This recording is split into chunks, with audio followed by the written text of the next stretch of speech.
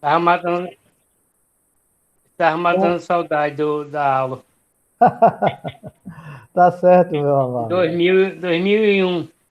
O curso, né, que você fez, não foi? Isso, Tá tava bom, me lembrando. tá certo. Aquele material eu não tenho mais, não. Sei não, né? Perdi tudo, porque era tudo escrito, né? Uhum. Se fosse como hoje, digital, aí seria bom. Pronto, eu vou entrar aqui, viu? Para começar o nosso estudo.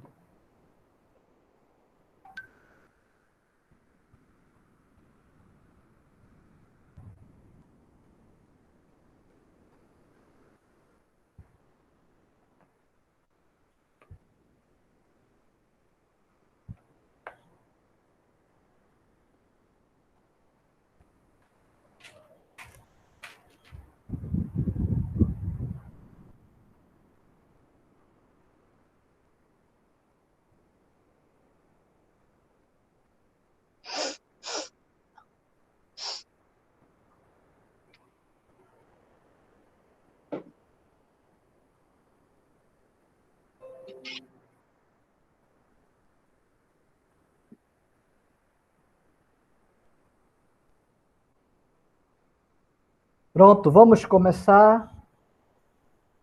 Uhum. Como vocês sabem, por favor, desligue o microfone para não haver a interferência. E estamos estudando esta semana o tema Geografia Bíblica, como vocês estão vendo aí.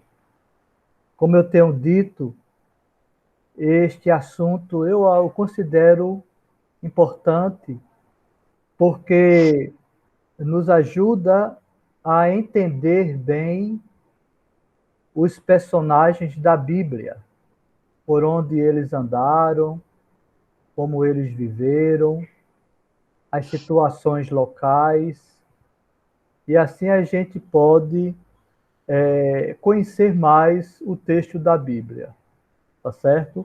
Esta semana nós estamos abordando o Velho Testamento, começamos com Adão, passamos por Abraão, e ontem chegamos em Jacó até a sua formação como nação. Então, a família de Jacó foi para o Egito, e no Egito a gente leu ontem que eles se tornaram uma grande nação. E hoje vamos continuar, não é? Nós falamos que como Israel estava crescendo muito, se fortalecendo, isto causou medo nos egípcios. E eles começaram a tratar os israelitas com tirania, não é? Começaram a escravizá-los, oprimi-los. Foi daí que Deus, ouvindo o clamor do seu povo, enviou Moisés.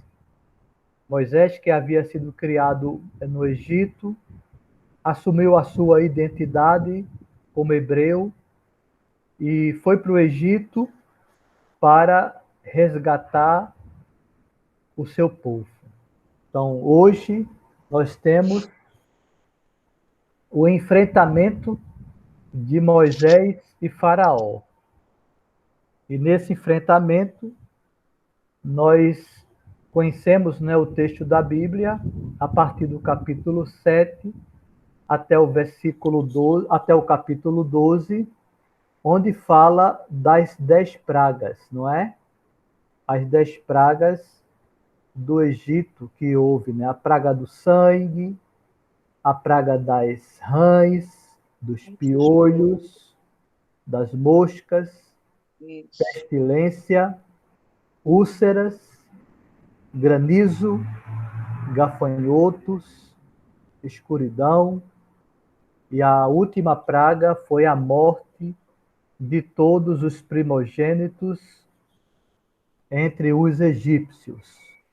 Nenhum primogênito da família de Israel foi perdida, morta, porque os israelitas foram instruídos a colocar, não é, sobre a borda da porta, sobre a ombreira da porta, o sangue do cordeiro, para que quando o anjo da morte passasse, não descesse sobre as casas dos israelitas.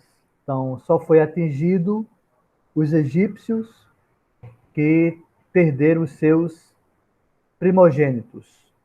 Com esta 10ª praga, Faraó permitiu que o povo saísse. De fato, ele expulsou o povo de Deus, porque não queria mais enfrentar as pragas, os castigos de Deus. Calcula-se que aproximadamente 2 milhões de pessoas, 2 milhões de israelitas saíram do Egito.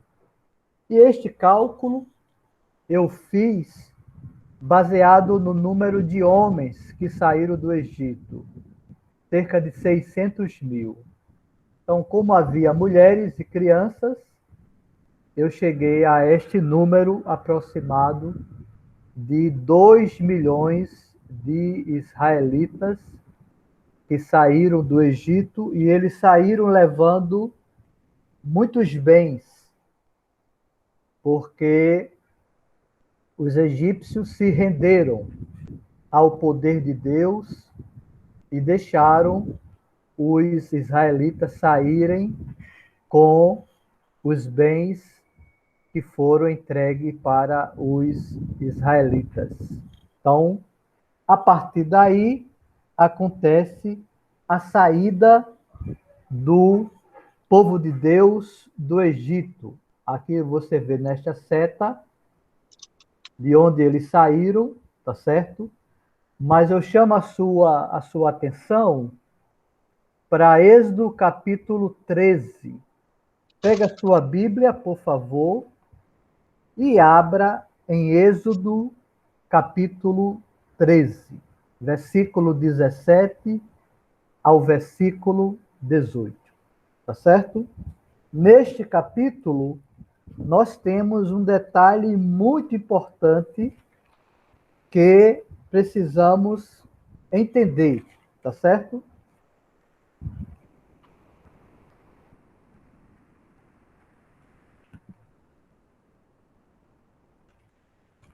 Capítulo 13, versículo 17. Eu coloquei aqui, abaixo do meu mapa, olha, observe aí o texto, né? Por que o caminho mais longo? Observe que o Egito estava aqui, não é? E os israelitas podiam ter ido por este caminho à beira-mar. Veja a seta circulando. Seria um caminho mais próximo do Egito para Canaã, tá certo? Mas observe o caminho que o povo de Deus trilhou ao sair do Egito, tá vendo? Foi um caminho mais longo, onde você nota aqui, não é? A, a distância, não é? Maior percorrida pelo povo de Deus do Egito para Canaã. E Êxodo capítulo 13, versículo 17, explica sobre isso. Observe comigo. Versículo 17. Tendo Faraó deixado ir o povo, então Faraó deixou o povo sair, não é? Deus não o levou pelo caminho da terra dos filisteus. Este caminho aqui, ó. Tá vendo? Este era o caminho da terra dos filisteus, que habitavam em Canaã nesta época. Aqui é o deserto, tá certo? E aqui é a terra dos filisteus. Aí diz: Deus não o levou pelo caminho da terra dos filisteus, posto que mais perto era. Então, era mais perto este caminho, como eu falei para vocês, não é? Aí veja por quê. Pois Deus disse, para que, porventura, o povo não se arrependa, vendo a guerra, e torne ao Egito. Então, Deus, ele sabiamente não permitiu que o povo fosse pelo caminho dos filisteus, por este caminho à beira-mar, do grande mar, o mar Mediterrâneo. Está vendo aqui? Porque havia guerras. Na verdade, em Canaã, era habitada por algumas nações e povos diferentes. E havia muitos conflitos e muitas guerras. Então Deus não queria que o povo ficasse assustado com isso. Está entendendo? E se arrependesse e voltassem. Então Deus quis poupá-los de enfrentamento de guerras. Então, você lembra que quando eles saíram do Egito, Deus os guiava, não é? De dia Sim. por uma coluna de nuvem, era a maneira que guiava o povo, e de noite por uma coluna de fogo, na escuridão da noite, não é? Era muito escuro porque não havia eletricidade na época. Então Deus guiava o povo de dia e de noite. E Deus guiou o povo por este caminho aqui, que nós estamos vendo nessas setas, não é? Pontilhadas aqui, tá bom? Outra coisa importante é a passagem pelo Mar Vermelho.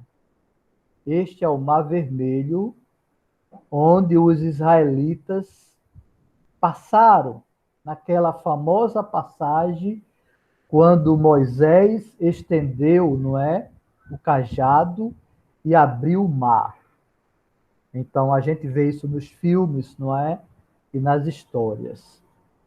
Os céticos, os ateus, eles não dizem que foi o mar essa passagem, foi por um canal, um simples canal. Havia nessa região aqui um canal chamado Canal de Suez, que hoje é chamado de Suez. Então eles dizem que eles passaram por um canal simples, onde poderiam passar facilmente. Mas a Bíblia diz que eles passaram pelo Mar Vermelho. Nós vemos isso, não é? No capítulo 15, no capítulo 14, desculpe, de Gênesis, não é? De Êxodo, desculpe. Êxodo capítulo 14. Então, o caminho que eles percorreram aqui foi este caminho, não é? Que foi um caminho mais longo, porque assim Deus quis. No versículo 18 do capítulo 13, observe que Deus fala: porém, Deus fez o povo rodear pelo caminho do deserto, perto do Mar Vermelho. Então, foi este o caminho, não é? Como está aqui marcado. Rodearam pelo deserto, pelo caminho. Aqui era o deserto, tá certo? Aqui era o deserto, não é? E eles rodearam por este caminho, perto do Mar Vermelho, não é? E subiram os filhos de Israel do Egito, tá certo? Então, este é um detalhe que eu queria compartilhar com vocês. Detalhe muito importante, tá certo? Que é a saída de Israel do Egito poderia ter sido feita por um caminho mais perto, pela terra dos filisteus. Logo ali, observe, logo ao sul de Canaã. Mas Deus não quis assim, porque havia guerras neste caminho, tá certo? Uma coisa importante. Então, essa saída de Israel, né, se deu por um caminho mais longe, e eu coloquei aqui, ó, na rota da saída do Egito, nós temos a Bíblia, você pode conhecer esta rota, de Êxodo até Josué, quando finalmente eles entram em Canaã. Então, eu coloquei as localidades e cidades: Ramessés, Sucote, Pinairote, Mara, Elim, Dófica, Refidim, Monte Sinai, né, onde Moisés recebeu as tábuas da lei, o deserto de Sinai, a península do Sinai, não é? Nós temos também, tá certo? Ah, Enzion-Geber, Cádiz Barneia, um ponto importante, Edom, lembra de Edom que eu falei sobre a descendência de Esaú, não é? Moabe, Monte Nebo é um destaque importante, né? Que lembra que foi lá que Moisés, não é, morreu, não é, antes de entrar em Canaã. O Rio Jordão, já em Canaã, passagem pelo Rio Jordão, Gigal, quando eles enfrentaram os inimigos, e Jericó, na famosa Batalha das Muralhas de Jericó, tá certo? Então, esta foi a rota da saída do Egito do povo de Deus. Então, esta foi as cidades e localidades que eles passaram. Aqui em Números capítulo 13, folheie a sua Bíblia aí, por favor. Dê uma folheada até número 7.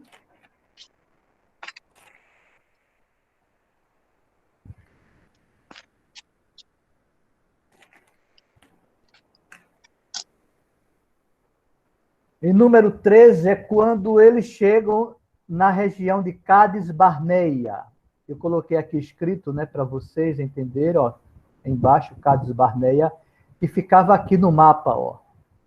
Eles haviam percorrido por alguns meses e anos até, na caminhada pelo deserto. Eles saíram do Vale do Gosen, passaram pelo mar, Mara, Elim, chegaram no Monte Sinai, receberam as tábuas da lei, e eles chegam aqui em Cádiz Barneia. Veja aqui a seta indicando Cádiz Barneia. Então, aqui eles estavam praticamente na fronteira de Canaã. Então, foi quando foram enviados os 12 espias, uma espia de cada tribo, para entrar em Canaã e observar a terra de Canaã. Entre esses 12 espiões, estavam Josué e Calebe. Josué e Calebe estavam entre os 12 espiões.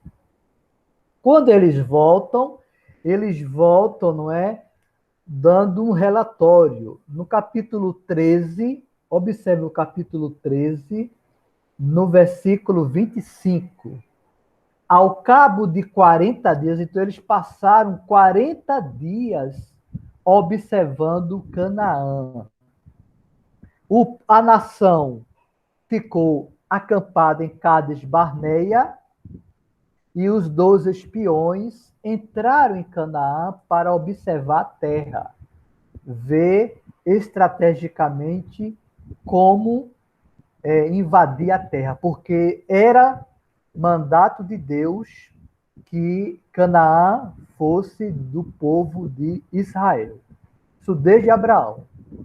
Então, para eles entrarem em Canaã, eles precisavam vencer as batalhas ante seus inimigos. Eles não iam entregar a terra facilmente, né? Então, no capítulo 13, no versículo 24, 25, observe aí. Capítulo 13, versículo 24. Observe aí. 25, desculpe. Ao cabo de 40 dias, voltaram de espiar a terra. Então, eles passaram, não é, analisando Canaã 40 dias. Caminharam, versículo 26, e vieram a Moisés e a Arão e a toda a congregação dos filhos de Israel no deserto de Parã a Cádiz. Cádiz é Cádiz Barneia. Deram-lhes conta a eles e a toda a congregação e lhe mostraram-lhes o fruto da terra. Então, eles mostram, né? Eles trazem provas de que era uma terra que manava leite e mel. Versículo 27. Relataram a Moisés e disseram: fomos à terra que nos enviastes, e verdadeiramente mana leite e mel. Este é o fruto dela. Agora, observe o versículo 28. Esse é o relatório dos 12 espias, tá certo? Aí eles dizem: o povo, porém, que habita nessa terra é poderoso, e as cidades muito grandes e fortificadas. Também vimos ali os filhos de Enaque. Enaque eram homens, era uma família de homens gigantes, altos, como Golias, tá certo? Cerca de 3 metros. Os amalequitas habitam na terra do Nequeb, os heteus, os jebuseus, os amorreus habitam na montanha, e os cananeus habitam ao pé do mar e pela ribeira do Jordão. Então eles começam a dizer, os espias, que a terra é boa, mas que eles não podem entrar. Aí no versículo 30, Caleb se levanta para falar ao povo. Caleb era um dos espiões, né? Ele era da tribo de Judá, tá certo? E ele começa a dizer ao povo, versículo 30. Então, Caleb fez calar o povo perante Moisés e disse: eia, subamos e possuamos a terra, porque certamente prevaleceremos contra ela. Então, Caleb se levanta, não é? Um ato de fé e coragem, e diz: a gente vai vencer. A gente vai conquistar a terra, porque Deus está conosco. Versículo 31. Porém, os homens que com ele tinham subido, e disseram: não poderemos subir contra aquele povo, porque é mais forte do que nós. Então, esses outros homens, né, eles começam a questionar, tá certo? A questionar, como se diz, o relato de confiança que Caleb tinha feito. Então há um tumulto entre o povo com essa divisão, não é? Houve uma divisão entre esses espias. Josué e Caleb confiavam em Deus e queriam entrar em Canaã, tá certo? Mas os 10 espias, eram 10, né? Fora Caleb e Josué, eles não concordaram, disseram que não podiam entrar. Então, observe aqui no mapa que eles estão em Cádiz Barneia, na fronteira de Canaã. Aqui é a fronteira de Canaã, eles estão aqui. Então, o que é que acontece? No capítulo 14, Deus fica muito irado com os espias incrédulos e o povo que também começou a murmurar. E no capítulo 14, no versículo 29, olha o que Deus fala. Vamos começar com 28. Disse-lhes, então: por minha vida, diz o Senhor, que como falastes aos meus ouvidos, assim falarei a vós outros. Nesse deserto cairá o vosso cadáver, como também todos os que de entre vós foram contados, segundo o censo, de 20 anos para cima, os que dentre vós contra mim murmurastes. Não entrareis na terra a respeito da qual jurei que vos faria habitar nela, salvo Caleb, filho de Jefoné, e Josué, filho de Nun. Então, ele diz isso para os espias e para a nação que havia ficado do lado dos incrédulos. Tá certo? Versículo 31. Mas os vossos filhos de que dizeis, por presa serão, farei entrar nela, e eles conhecerão a terra que vós desprezastes. Porém, quanto a vós outros, o vosso cadáver cairá neste deserto. Vossos filhos serão pastores deste deserto 40 anos, e levarão sobre si as vossas infidelidades, até que o vosso cadáver se consuma neste deserto. Segundo o número dos dias em que espiastes a terra, 40 dias, cada dia representando um ano, levareis sobre vós as vossas iniquidades 40 anos, e tereis experiência do meu desagrado. Então, porque eles peregrinaram no deserto 40 anos? Porque eles foram incrédulos. Com pouco mais de 1 ano a 2 anos, eles chegam em Cádiz Barneia. Está entendendo? Eles já poderiam entrar em Canaã aqui. Mas por causa dessa incredulidade, o que é que acontece? Eles voltam, ó, faz o caminho de volta para o deserto. Olha aqui o deserto. Então eles voltam e eles passam cerca de 38 anos vagando pelo deserto, até que toda geração de 20 anos para cima morresse. E as crianças e os jovens, menos de 20 anos, seriam eles que iriam entrar em Canaã. Então, este marco importante em Cádiz Barneia é o marco onde os israelitas tiveram tudo para entrar em Canaã. Mas por causa da incredulidade deles, eles foram incrédulos, tá certo? O que é que acontece?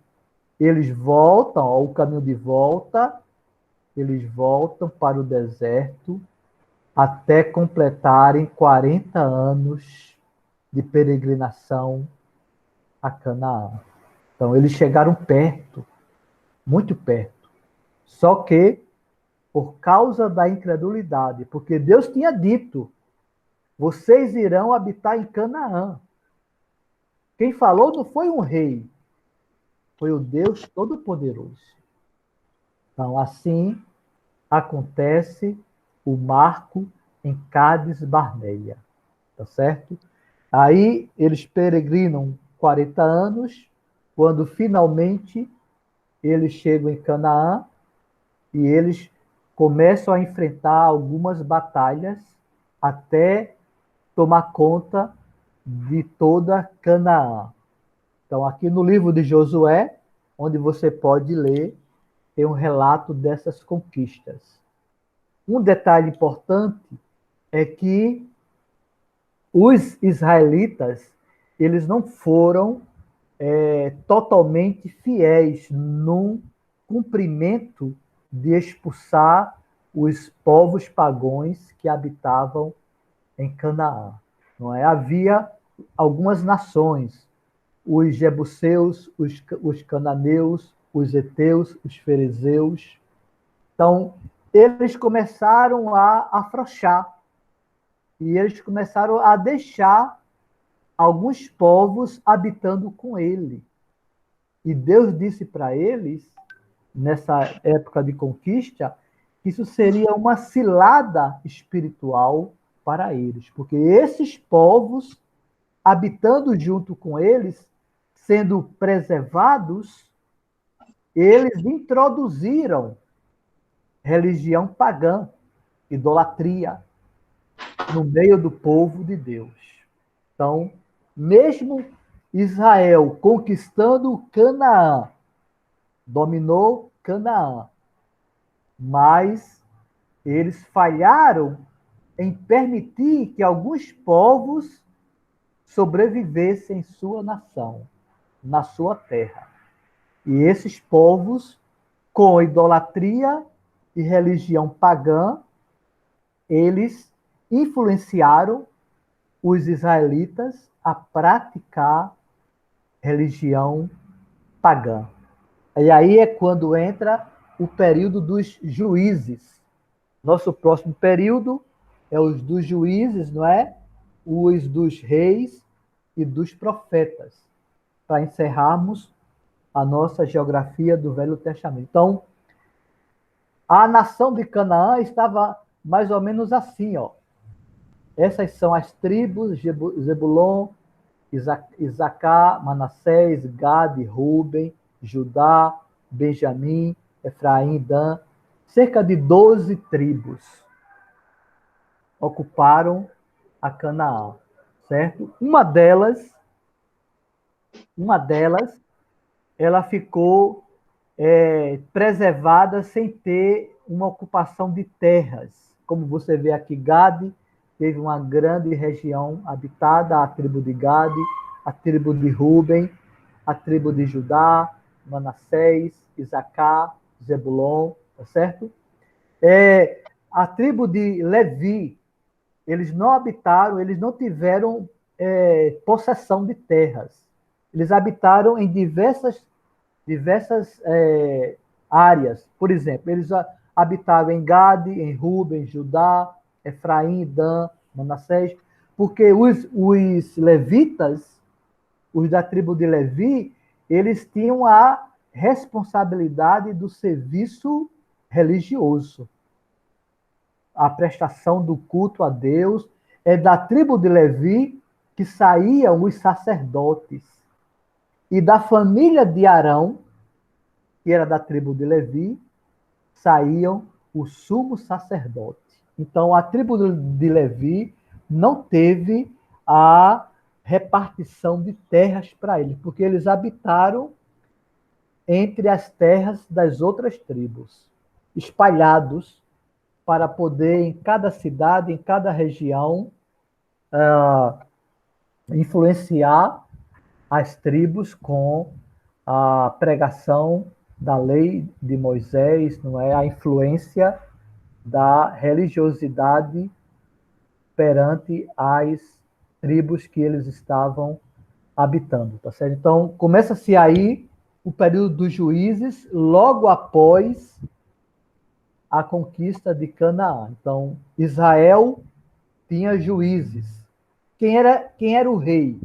O rei era Deus, nesse período. Então, Deus reinava e tinha como juízes os seus auxiliares. Acontece que era mais ou menos um círculo vicioso. Observe aqui nesse círculo, o ciclo num período dos juízes. Deus ensinava a sua mensagem através dos levitas, por exemplo. O povo pecava, o povo caía em pecado por influência de povos pagãos.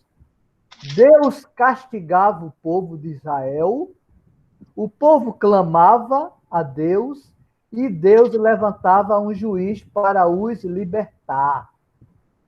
Então, observe que era um círculo vicioso entre o povo de Deus. Eram libertos, viviam em paz, mas voltavam a pecar. Deus castigava, eles clamavam, não é, pedindo a Deus misericórdia.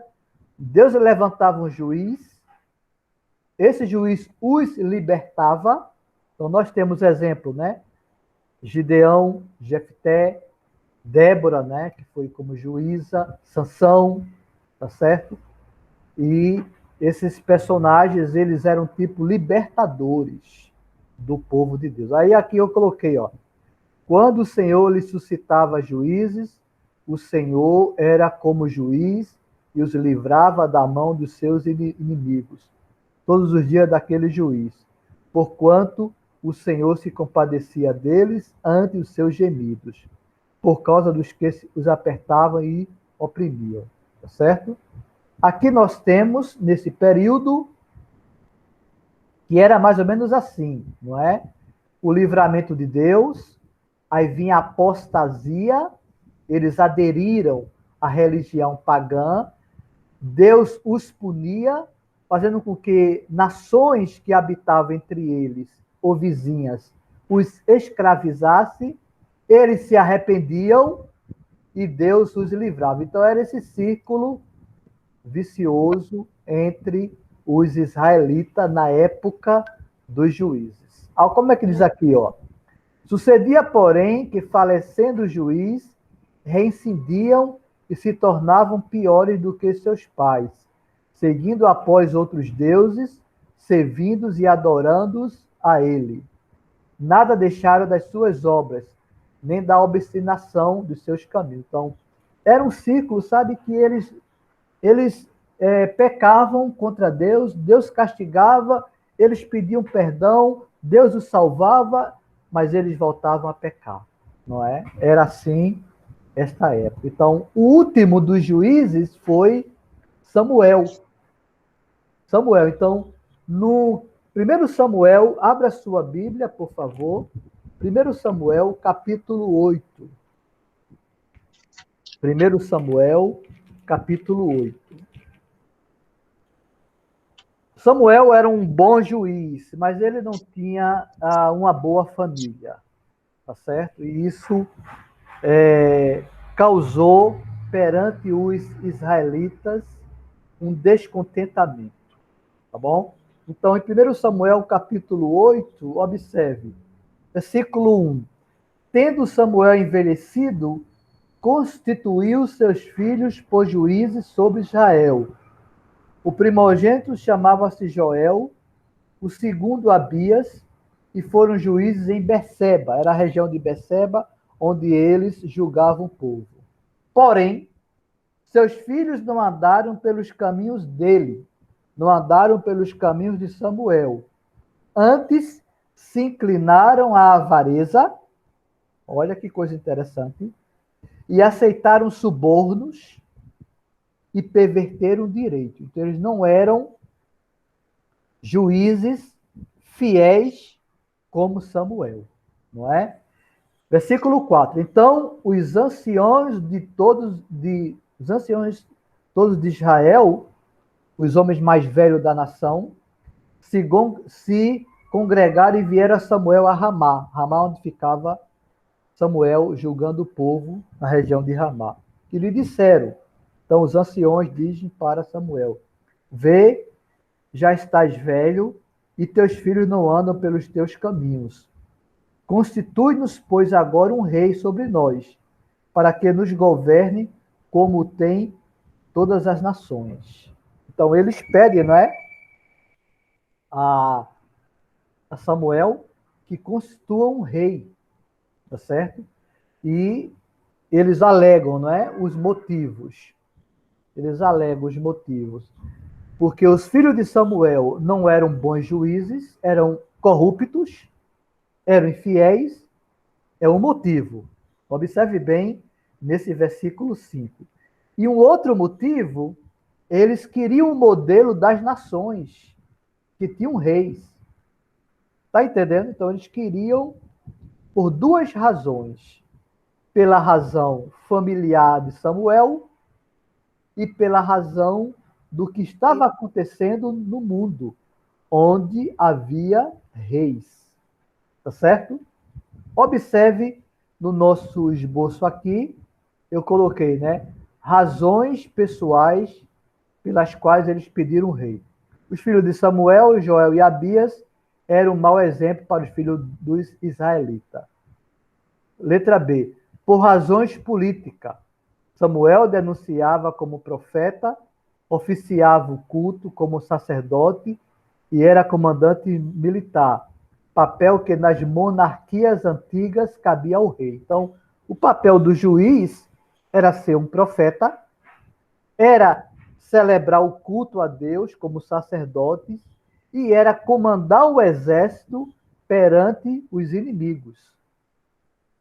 Só que nas nações ao redor de Israel, esse papel de comando militar pertencia aos reis. Então, eles queriam, né, como vimos aqui no versículo 5, um rei como tinham as nações.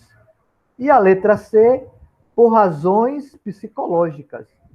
Israel, a nação de Israel, queria ser igual às outras nações. E descobre-se portador de um complexo de inferioridade. Então, eles já se acham inferiores por não terem um rei como outras nações tinham, sabe? Então, é interessante isso, né? Só um paralelo que acontece conosco hoje na igreja. As igrejas de Cristo, a grande maioria não tem presbítero na sua a liderança, enquanto que as denominações têm ao nosso redor. E às vezes os irmãos querem que a gente tenha um presbítero ou um pastor, como é chamado na moda, né? Porque a outra igreja, a denominação, tem. Então, nós não podemos ser motivados por razões de influência ao nosso redor, mas seguir ao princípio da Bíblia. A igreja vai ter presbítero, vai ter homens pastoreando como presbíteros, quando tiver homens qualificados e no tempo certo. E não porque as igrejas ao nosso redor têm. Então, nós temos que ter um pastor. Não. Nosso grande pastor nós já temos, que é Cristo. Cristo é o nosso grande pastor. Então, eles, os israelitas, eles tinham um motivo justo, né, como vemos aqui, a letra A, não é? Que os filhos de Samuel não eram bons juízes, era um motivo justo. Mas bastava substituir os juízes, se levantar outros juízes. Mas não, eles queriam também, não é? Agora, um rei. Então, versículo 6, observe o versículo 6. Porém, esta palavra não agradou a Samuel quando disseram: dar-nos um rei para que nos governe. Então Samuel orou ao Senhor. Então, Samuel ficou triste com isso, né? Versículo 7. Disse o Senhor a Samuel: atende à voz do povo em tudo quanto te diz, pois não te rejeitou a ti, mas a mim, para eu não reinar sobre eles. Então, Deus disse: olha, Samuel, fica triste não, porque de fato eles estão rejeitando a mim, que estou governando eles através de você como juiz. Então, essa palavra, desculpe, do povo de Israel, entristeceu sobretudo a Deus, não é? Aí é quando entra, né, o primeiro rei de Israel, não é? Que é Saul. Saul foi o primeiro rei. É interessante que Saul, você pode ver no capítulo 9 a 10, ele não era, tá certo? Ele não era plano de Deus tê-lo como rei. Se você olhar lá em Gênesis, nas bênçãos para os filhos de Jacó, tá certo? Lá fala que da tribo de Judá sairia o cedro que governaria o povo.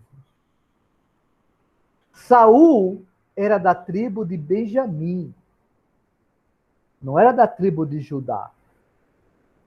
Então Deus iria estabelecer um rei, mas no tempo certo.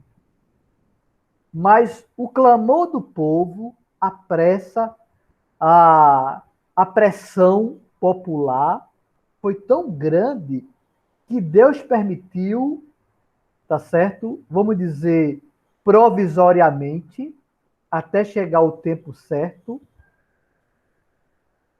o rei Saul. E por que eu digo provisoriamente? Porque nessa época de Saul havia um homem já chamado por Deus para ser o rei, que era Davi, mas era muito jovem ainda. Mas como o povo estava pressionando, clamando, reivindicando, Deus disse para Samuel: permite que eles tenham um rei. Então foi quando Deus escolhe Saul, não é? Que não fazia parte do plano original de Deus. Mas Deus atendeu o clamor do povo para conceder um rei. Então é quando entra Saul, e você pode ver isso no capítulo 9 e 10 de 1 Samuel. Aí nós temos Davi, não é? Pastor de ovelha, um jovem, franzino, sem muito porte físico. Ao contrário, Saul, ele tinha muito porte físico, tá certo? E aí, quando Deus se desagrada com Saul, não é? E ele diz a Samuel para ir na casa de Jessé, na tribo de Judá, em Belém, para ungir o novo rei. Então, nesse período, ainda Saul era o rei, mas esta pessoa seria ungida para, no tempo certo, ser oficializado como rei. Então, no capítulo 16 de 1 Samuel, você pode ver isso depois, com mais detalhes, tá certo? E é interessante, nessa passagem, que Samuel vai na casa de Jessé e Jessé apresenta os seus filhos. Começa a apresentar os filhos dele. O mais velho, o mais forte, o mais bonito, o mais, digamos, vistoso. E aí Samuel pensa que é um desses. Aí Deus disse, não, não é um desses. Não é um desses. E até ele diz, né? Porque eu não vejo como vê o homem, eu vejo o coração. Então, Davi, da família de Jessé, era o menos provável a ser o rei. É interessante, né? Só para dar uma lidinha rapidinha, no capítulo 16 de 1 Samuel, é interessante este ponto, né?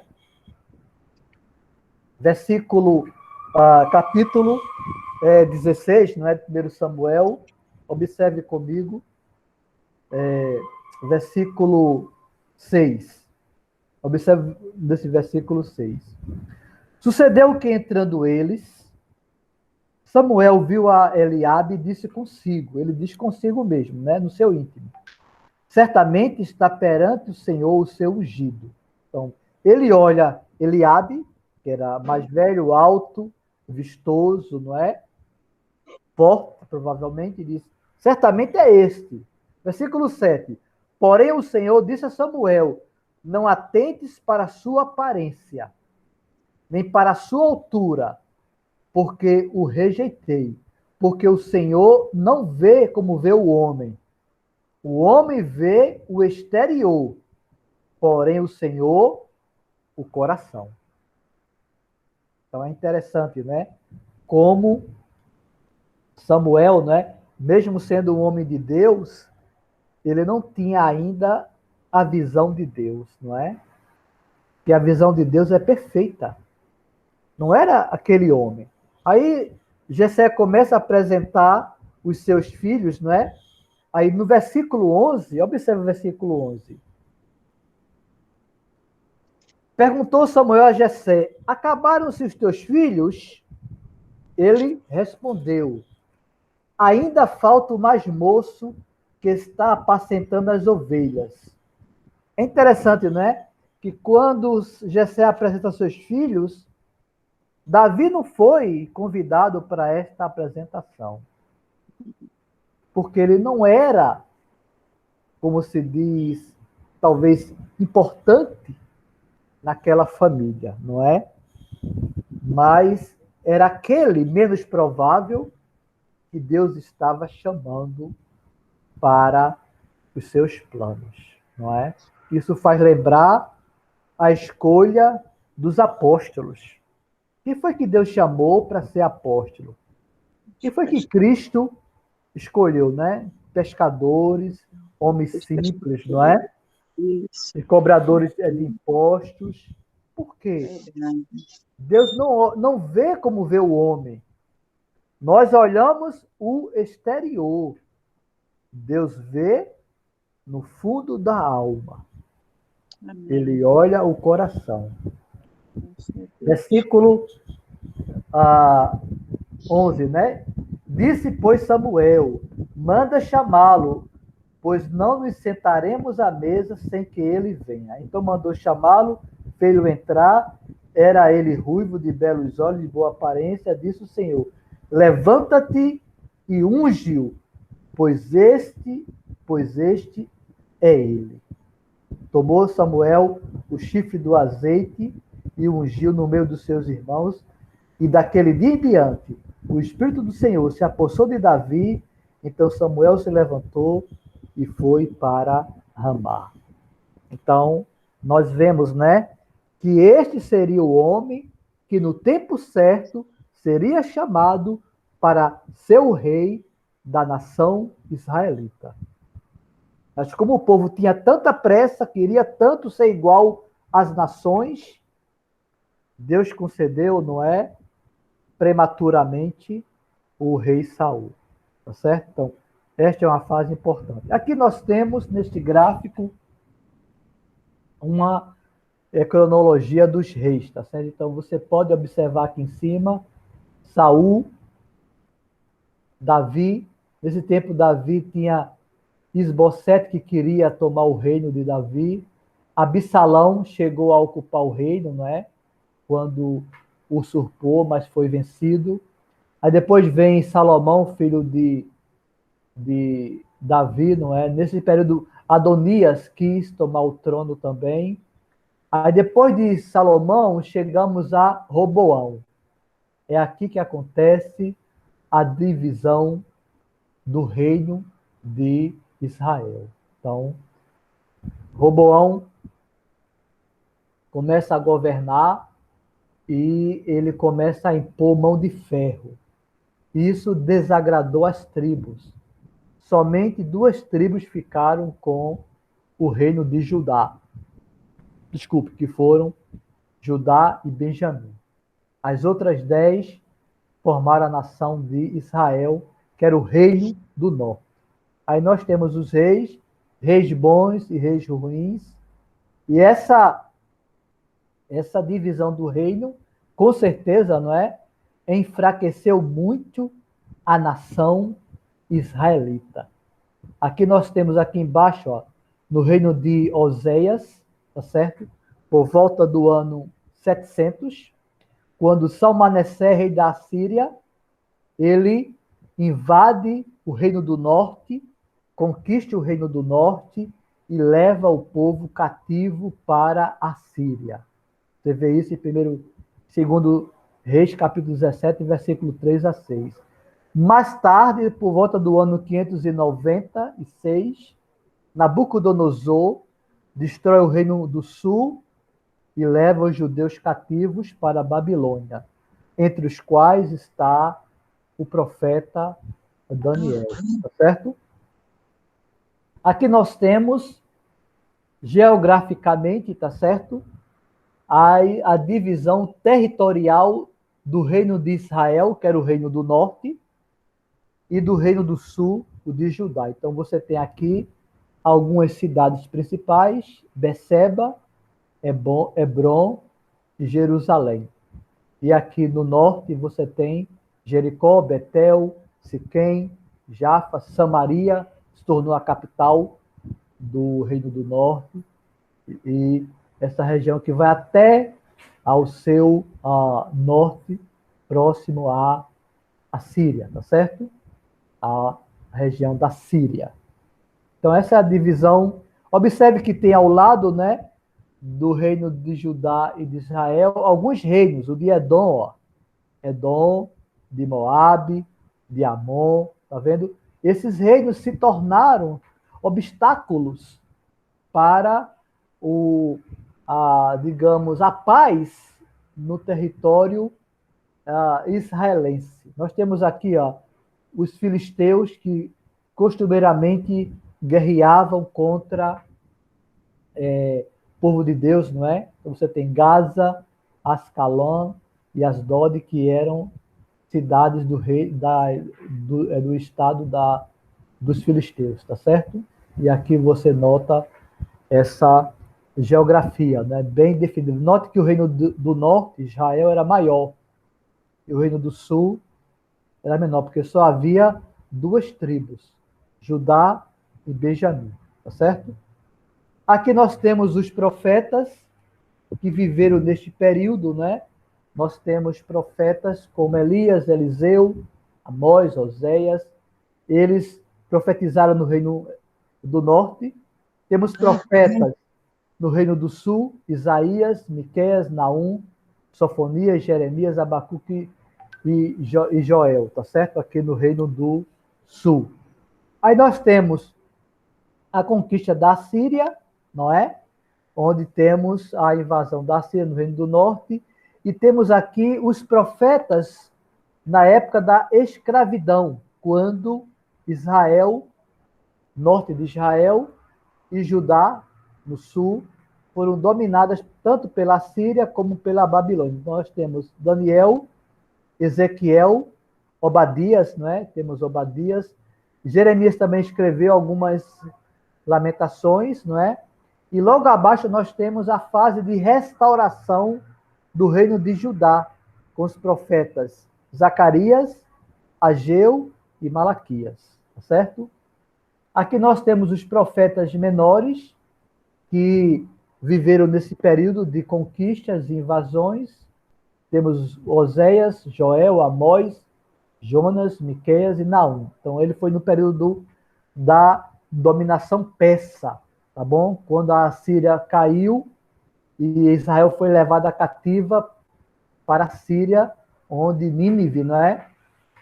Era a capital do Império Assírio. Depois Nínive foi destruída e teve o fim do Império Assírio.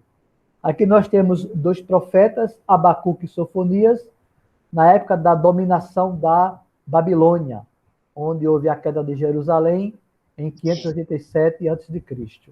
O profeta Obadias foi na época do exílio de Judá, na Babilônia, durante 70 anos de cativeiro, e nesse período houve a queda da Babilônia através da conquista do Império Persa, no ano 539. Depois temos Ageu, Zacarias e Malaquias, não é? Esses profetas foram da época do domínio persa. O rei Ciro era um rei bom, tá certo? A política dele era de fazer com que as nações mantivessem suas culturas e sua vida religiosa. Foi ele que concedeu, não é, que os judeus voltassem para Israel. Então, ele toma a Babilônia e autoriza a volta do exílio. Então, o povo volta para o seu país, como os judeus voltaram por volta de 517 a.C., tá certo? E até aí, onde acontece, não é? A partir daí, o povo de Deus espera pelo Messias, uma fase que é chamada o período do silêncio, tá certo? Aí aqui nós temos uma cronologia de Abraão, passando pelo êxodo, conquista de Canaã, o reino de Saul, de Davi, Salomão e do exílio. Então aqui nós temos a fase dos patriarcas, do povo de Deus no Egito, dos juízes, do Reino Unido, reino dividido e do exílio. Aqui nós temos uma indicação do domínio mundial pelos impérios. Começou com o Império Assírio, Babilônico, depois veio o Persa, o Império Grego, o Grande Alexandre, e o Império Romano até os dias de Cristo, tá certo? Começou já no Velho Testamento o domínio do Império Romano. Aqui nós temos algumas datas desses impérios principais, não é? Império Persa, entre 430 a 331 a.C. Império Grego, temos 331 a 167, e o Império Macabeu era uma família de judeus que lutava contra os inimigos. Eles tiveram uma, digamos, proeminência entre os anos 167 a 63 a.C. E, por último, nós temos o Império Romano, que começou a governar o povo de Deus, Israel, a partir do ano 63 a.C., até os dias da igreja no século I, no século II, tá certo? Nós temos também em Daniel as visões que ele teve, onde ele teve a visão em Daniel capítulo 2, onde tinha essa grande estátua com cabeça de ferro, peito e braços de prata, ventre e quadris de bronze, pernas de ferro e pés de ferro e barro. Essa visão dele, tá certo? Era uma simbologia da Babilônia, da Pérsia, da Grécia e de Roma. Então, Daniel, tá certo? 500 anos antes de Cristo, ele já tinha uma mensagem de Deus sobre esses impérios até chegar ao Império Romano. Observe que o Império Romano corresponde aqui, ó, a as pernas de ferro e os pés de ferro e de barro. Então, seria o Império Romano, que não era tão forte quanto o babilônico ou o Império Persa, tá certo? Então, essa é uma visão de Daniel. Você pode ver também no capítulo 7, capítulo 8, onde fala desses impérios mundiais, muito antes deles tomarem força, conquistando as nações. E por último, nós temos, não é, os 400 anos sem profetas. É chamado o período de silêncio. Então nós temos em Malaquias capítulo 4, versículos 5 a 6. Como você sabe, Malaquias é o último livro do Velho Testamento, e lá está escrito, né? Eis que vos enviarei o profeta Elias, antes que venham o grande e terrível dia do Senhor. Esse profeta Elias corresponde a João Batista. Elias era, no Velho Testamento, a pessoa que estava restaurando o povo, tá certo?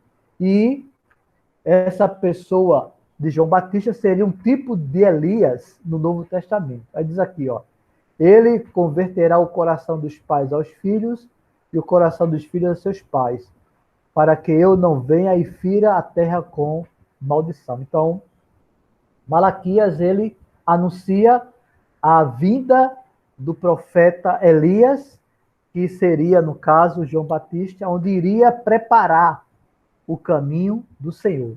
Aqui diz, ó, antes que venha o grande e terrível dia do Senhor. O dia de Cristo, quando ele iria estabelecer o seu reino aqui na terra, tá certo?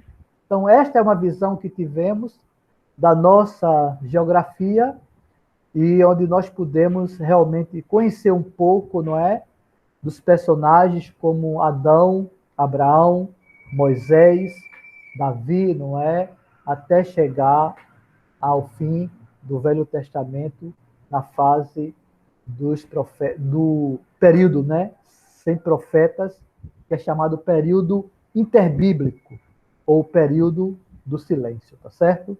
Então, esse foi o nosso estudo de hoje, sobre a geografia bíblica, onde nós pudemos, né, conhecer mais sobre esse período. Tá certo? Zélia, quer falar alguma coisa? É, do início, quando você falou sobre os povos em relação a os espias, não é? Sim, Então a gente vê que quem entrou diante daqueles povos todos, porque teve que esperar os 40 anos, não é isso? foi, Quando eles ficaram. foi. Então, depois que foram justamente os adolescentes, as crianças que foram crescendo, aí esses também herdaram a terra prometida, não é isso? Foram eles, exatamente.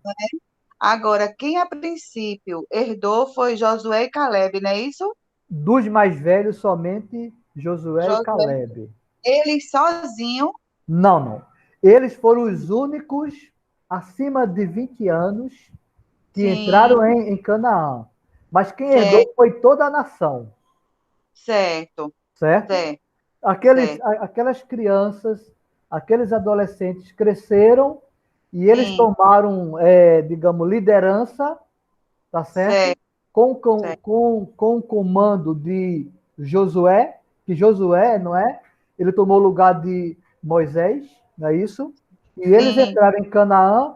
Então, quem ocupou a terra foram todos eles, certo, tá certo. Então, certo? eles não foram só. teve uma parte do povo que tinha idade para acompanhá-los. Não é isso? Exatamente, né? Por exemplo, quem tinha seus 15 anos, seus 10 anos, entraram em Canaã com seus 45, 40 Entendi. anos, entendeu? Certo, Porque já ótimo, tinha certo. uma certa maturidade, Uhum, não é? Tá certo? tá certo. Henrique, quer falar? Liga o microfone, Henrique. Liga o seu microfone. Ok, quer falar? Não, tudo bem. Tá tudo Tá bem, tudo né? jóia. Uhum. Pronto, então vamos encerrar aqui, tá certo? Tá Obrigado certo. por participar comigo nesse estudo. Até segunda, né? Até É, segunda. obrigada a você. Aí, no caso, eu estando de folga, eu acompanho. Tá certo, tá certo. Tá Obrigado, bom. irmão. Bom dia para vocês. Obrigada, Bom dia pro viu? meu irmão também. Tchau. Tchau, Tchau, irmão. tchau. Paz. Paz, irmão. Amém. Amém.